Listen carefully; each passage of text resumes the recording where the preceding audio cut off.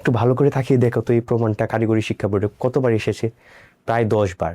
তার মানে এটা তোমাদের আগামী পরীক্ষার জন্য 99% আসার সম্ভাবনা রয়েছে।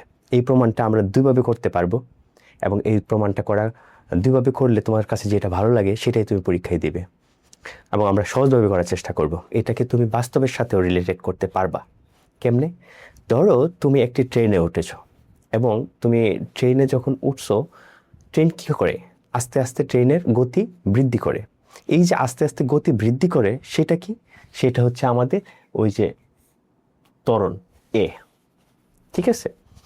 এখন ধরো তোমাকে আমি জিজ্ঞাসা করলাম হঠাৎ করে যে যেই মুহূর্তে ট্রেনের বেগ হচ্ছে ধরো 20 কিলোমিটার/আওয়ার। এখন আমি তোমাকে বললাম যে আচ্ছা তুমি আমাকে বলো তো, আমরা যদি এই আরও 20 মিটার দূরত্ব অতিক্রম করি এবং ট্রেনের ত্বরণের হার যদি 5 মিটার/সেকেন্ড স্কোয়ার হয়, তাহলে এটার এর পরবর্তী সময়ে এটার বেগ কত হবে? এটা কিন্তু আমরা এই সমীকরণ দিয়ে বের করতে পারবো। কারণ দেখো, এটার এই যে সর্বশেষ বেগ, এটা ডিপেন্ড করতেছে কার উপর? দুইটা জিনিসের উপর।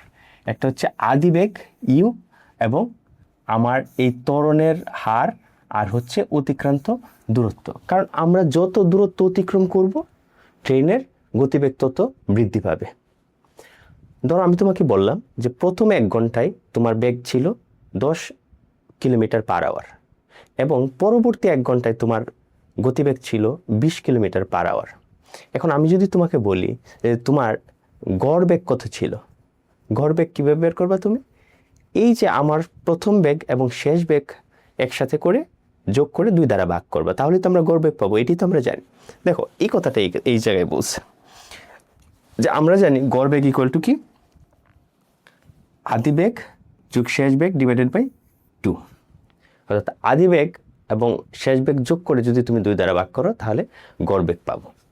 এবার আমি তোমাকে বললাম যে তুমি আমাকে বলো তো, তাহলে 2 ঘন্টায় আমি কতটুকু দূরত্ব অতিক্রম করছি? তুমি এই কথাটা দুইভাবে বলতে পারো। কিভাবে?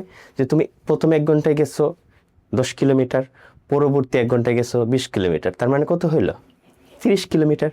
কিন্তু কথাটা তো ঘুরিয়ে এভাবেও বলা যায় যে গড় বেগ ইন্টু সময় যদি তুমি গুণ করো, তাহলেও তো সেটা হয়। কারণ কি, আমরা গড় বেগ কত পাইছিলাম?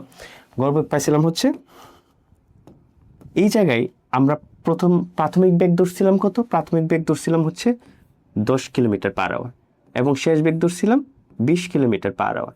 এবং আমরা কত 2 দ্বারা যদি ভাগ করি, তাহলে আমার গড় বেগ আসে কত? 30 ডিভাইডেড বাই 2 ইকুয়াল টু হচ্ছে 15 কিলোমিটার/আওয়ার। এইবার দেখো, আমরা যে কথাটা বললাম যে তুমি অতিক্রান্ত দূরত্ব 2 ভাগে করতে পারো, সেটা হচ্ছে প্রথম 1 ঘন্টায় গেছো 10 কিলোমিটার, পরের 1 ঘন্টায় গেছো 20 কিলোমিটার, ইকুয়াল টু তাহলে টোটাল অতিক্রান্ত দূরত্ব হচ্ছে 30 কিলোমিটার। কিন্তু এভাবে না করে যদি আমরা এভাবেও তো করতে পারি যে গড় বেগ 15 গুণ হচ্ছে সময় ইকুয়াল টু কত? 15 দুগুণে 30 কিলোমিটার। দুইটা একই আসছে না? তাহলে ঠিক এই জিনিসটাকে আমি যদি আমার অতিক্রান্ত দূরত্ব বের করতে চাই, তাহলে অতিক্রান্ত দূরত্ব বের করার জন্য আমাকে গড় বেগের সাথে সময় দ্বারা গুণ করতে হবে। এই কথাটা এই জায়গায় লিখছে, দেখো, অতিক্রান্ত দূরত্ব S equal to V average, গড় বেগ এবং সময় গুণ করছে। ঠিক আছে? এখন আমরা এই সমীকরণটা জানি না ত্বরণের সমীকরণ থেকে, V equal to U plus A T. এটা আমরা ত্বরণ রিলেটেড সমীকরণ। এটা থেকে কিন্তু তুমি এই সমীকরণে কোথাও কি টি আছে?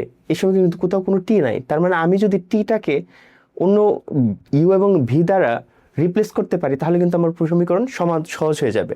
তার এইটা থেকে দেখো, যদি তুমি এটাকে পক্ষান্তর করো, তাহলে এ টি ইকুয়াল টু কি দাঁড়াচ্ছে? V minus U. তাহলে টি ইকুয়াল টু কি? V minus U by A. তুমি কিন্তু এই জায়গায় দেখো, এই সমীকরণে আইসা এটাকে 1 নং সমীকরণ হিসেবে উপস্থাপন করলা। এই জায়গায় দেখো, এই ভি এভারেজ আমরা একটু আগে যে পাইছিলাম, এটা কিন্তু এই জায়গায় ওরা বসায় দিছে যে ভি এভারেজ ইকুয়াল টু কি? U plus B divided by 2, U plus B divided by 2 into T. এইবার আমরা ত্বরণ দেখো এই জায়গায় কিন্তু একই কাজ করছে, আমরা V equal to U plus A T এই সমীকরণ থেকে কিন্তু এটা আসে। তো আমরা এই যে টিটাকে এই জায়গায় আলাদা করলাম, করে এবার আমার ওই সমীকরণে আমি বসাই দিই। যদি বসাই তাহলে কি পাচ্ছি, এটা যা ছিল সেটা এই জায়গায় বসছে, এবং এই টি সমান সমান আমরা কি পাইছি এই জায়গায় বি মাইনাস ইউ বাই এ ছিল, এই জায়গায় দেখো এটাতে বসানো হয়েছে এস ইকুয়াল এটার সাথে এটা টি এর জায়গায় শুধু B minus U divided by A গুণ হয়েছে। এবার দেখো তো এটা কিসের সূত্র পড়ছে, A plus B into A minus B. তো তুমি যদি A plus B into A minus B করো, তার মানে আমরা কি জানি, A square minus B square মানে B square minus U square divided by 2 এর সাথে এ গুণ হলে 2a হবে। দেখো এইটাই করছে ওরা। এবার আমাদের কাজ কি, আমাদের মূলত বের করতে হচ্ছে ভি স্কোয়ার। তা বি স্কোয়ার তুমি ক্রস গুণ করো, এটার সাথে যদি তুমি এটা ক্রস গুণ করো তাহলে V square minus U square equal to 2as আসতেছে। আমরা যদি এইভাবে গুণ করি, V square minus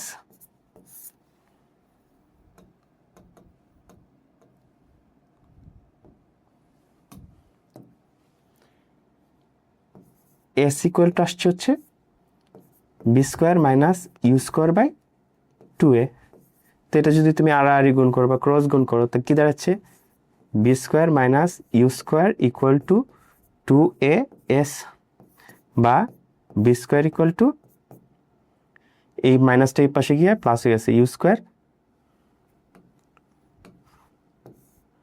square plus 2s। এটাই কিন্তু আমাদের প্রমাণ করতে বলছে।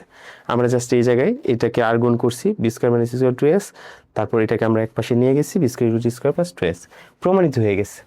এটা কিন্তু আরও একটা প্রমাণ আছে, সেভাবেও করা যায়।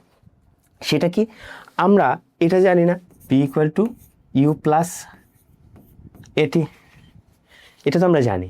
তো এটাকে যদি আমরা স্কোয়ার করি, V square equal to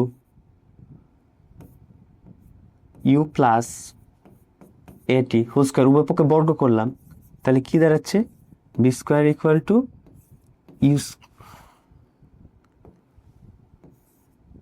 U square plus 2uat plus A square T square, বা বি স্কোয়ার ইকুয়াল টু, এইবার 2এটাকে কমন রাখি, 2a যদি কমন রাখি তাহলে এই জায়গায় থাকে আছে ইউটি প্লাস, এই জায়গায় যেহেতু 2 ছিল না আমি 2 নিচ্ছি, তার মানে এই জায়গায় একটা কি হবে 1/2 হবে, কারণ এই 1/2 এটা কেটে গিয়ে রয়ে গেছিল। তাহলে আমার এখন এই জিনিসটা দেখো তো একটু পরিচিত পরিচিত লাগে কি না, আমরা এস ইকুয়াল টু কি জানি, ইউটি প্লাস হাফ এ টি স্কোয়ার জানি না। এই জিনিসটা তাহলে আমি এটা পরিবর্তে কি লিখতে পারি, পুরো টুকের পরিবর্তে ই স্কোয়ার প্লাস 2as।